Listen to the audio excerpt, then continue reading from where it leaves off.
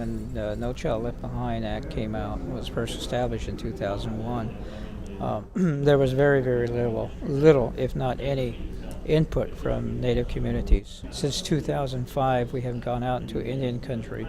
We have talked to people. We have held field hearings and so forth in regard to what are some of the issues about No Child Left Behind. There are many from Indian country. I certainly appreciated the opportunity to come and participate in this ECHO conference. The exchange of ideas that occurred, the presentations that were made, the discussions that took place, all help each of us develop a better understanding of what the problems are out there.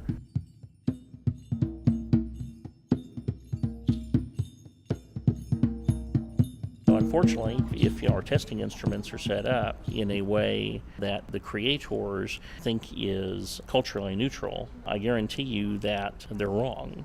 The current tests, standardized tests that states use, are not appropriate. They're not valid or reliable for students whose first language is other than English.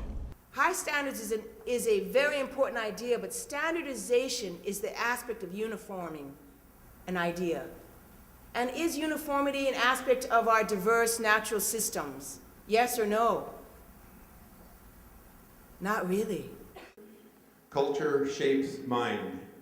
It provides us with a toolkit by which we construct not only our worlds, but our very conceptions of ourselves and our powers.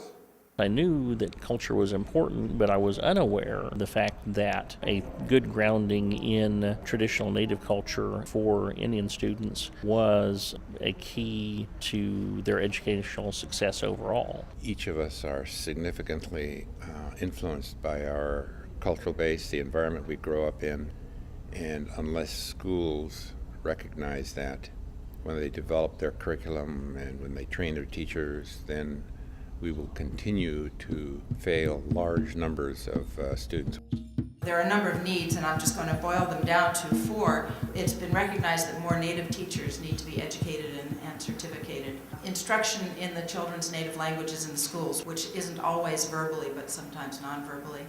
A school environment that is conducive to learning. And then the 4th are teaching materials, and I'm talking about lesson plans, a curriculum with a content that reflects traditional knowledge and cultures and acknowledges the presence and contributions of Native inhabitants of the state. We have to go and talk about teacher training. It's what makes Indian people learn better or learn at all for that matter. It's been very difficult the past 30 years. Public school curriculum is still void of American Indian emphasis, and when it is in the books, it's not from American Indian perspectives.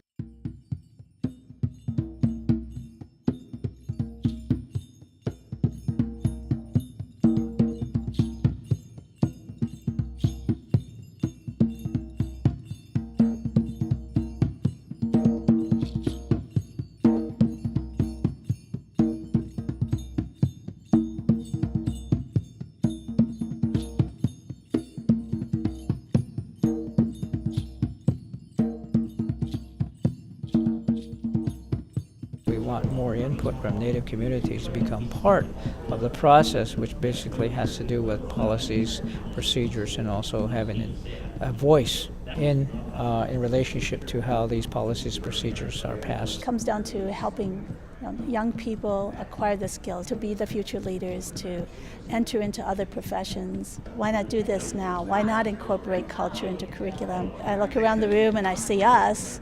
I see folks who need to hear that message, and I see younger people who need to carry that through.